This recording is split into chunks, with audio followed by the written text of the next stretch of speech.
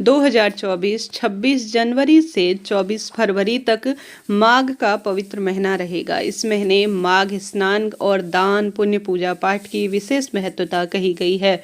मघा नक्षत्र और माधव के सुंदर अर्थात भगवान श्री कृष्ण के सुंदर स्वरूप के आधार पर यह माह जाना जाता है। इस महीने भगवान श्री कृष्ण के माधव स्वरूप अर्थात श्री कृष्ण स्वरूप की सुंदर पूजा की जाती है। इस वीडियो में जानेंगे माघ महीने के स्नान ध्यान नियम पूजा पाठ के संपूर्ण नियम, तुलसी पूजा इस महीने कैसे करें, पूरी विधि विस्तार से इस वीडियो में बताना समझाना चाहूँगी। कुछ ऐसे कार्य जो बिना माघ स्नान के अर्थात जो विशेष नियम होते हैं उनका पालन किए बिना ही आप सरलतम तरीके से घर पर किस तरह से कर पूर्ण रूप से माघ स्नान के पुण्य फल का आप प्राप्त कर सकते हैं। तो संपूर्ण वीडियो में बने रहिए।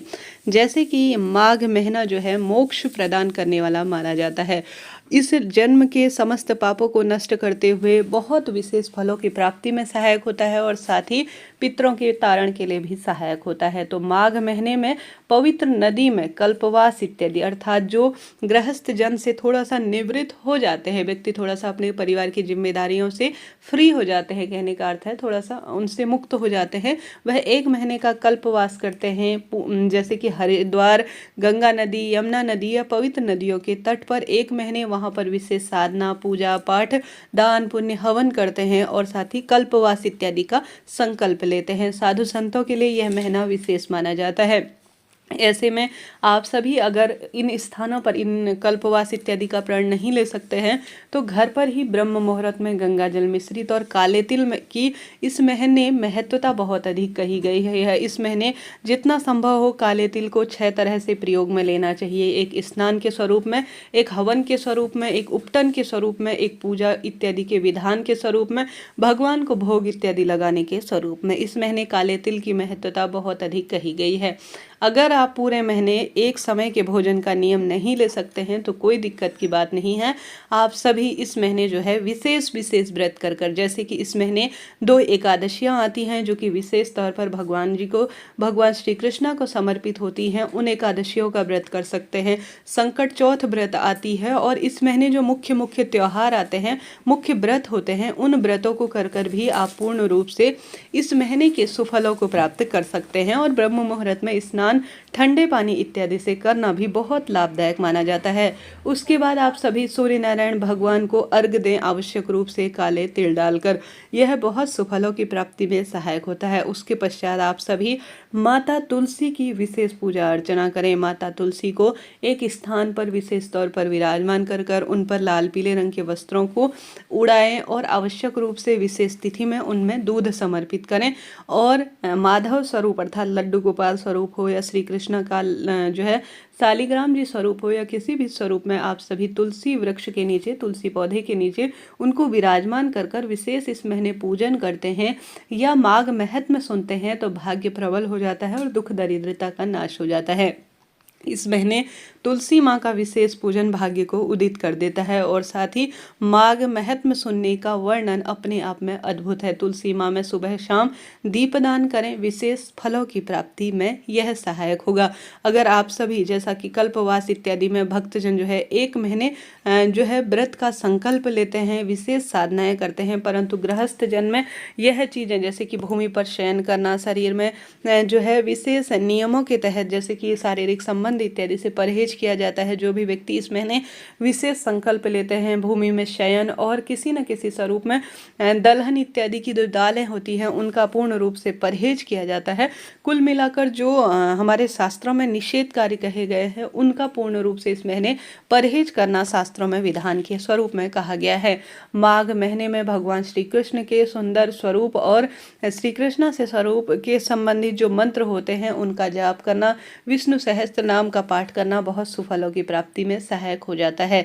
इस महीने काले तिल का दान करना बहुत शुभ फलों की प्राप्ति में सहायक होता है। आप साधारण सरल तरीके से घर पर भी कुछ सरल से नियम पालन में ले सकते हैं। जैसे कि आपको रोज विशेष पूजन माँ तुलसी का करना है, पीपल वृक्ष को सींचना है, पीपल वृक्ष की विशेष पूजा करनी है, माघ महत्म सुनना है और काले तिल का नियमित रूप से थोड़ा थोड़ा दान में देना है।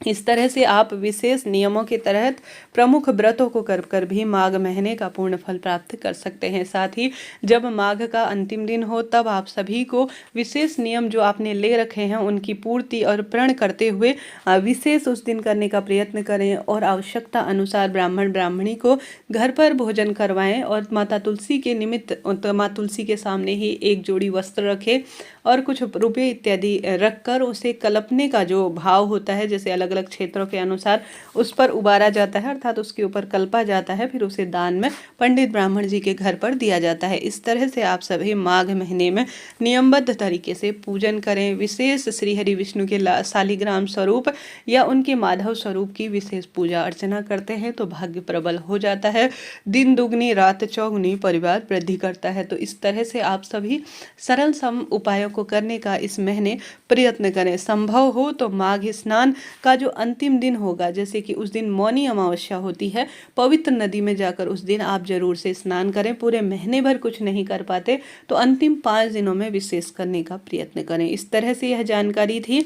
अगर कोई प्रश्न हो आपके पूछिएगा, आपके सभी सवालों का जवाब अब मैं देने का प्रयत्न करूंगी। आप सभी देख पा रहे होंगे माता तुलसी का पूजन स्क्रीन पर किस तरह से इस माघ महीने में करना है। 26 जनवरी से लेते हुए 24 फरवरी तक माघ महीने का पूर्ण रूप से जो है पालन करना बहुत फलों की प्राप्ति में सहायक होता है। महादेव के शिवलिंग पर काले तिल समर्पित करें। सूर्य देवता को आप सभी अगर अर्घ्य देते हैं नियमित रूप से तो उसमें काले तिल मिलाएं, बहुत सुफलों की प्राप्ति होगी। उपटन के स्वरूप में काले तिल प्रयोग में ले, हवन इत्यादि काले तिल के रूप में करते हैं। भगवान जी को काले तिल की जो है कुछ भी जो लड्डू इत्यादि होते हैं या कोई भी वस्तु भोग स्वरूप समर्पित करते हैं तो यह मनोकामना पूर्ति में सहायक होता है। तो कम से कम घर पर रहकर तो इन नियमों का पालन आप जरूर से करें, बहुत सुफलों की इससे प्राप्ति होती है।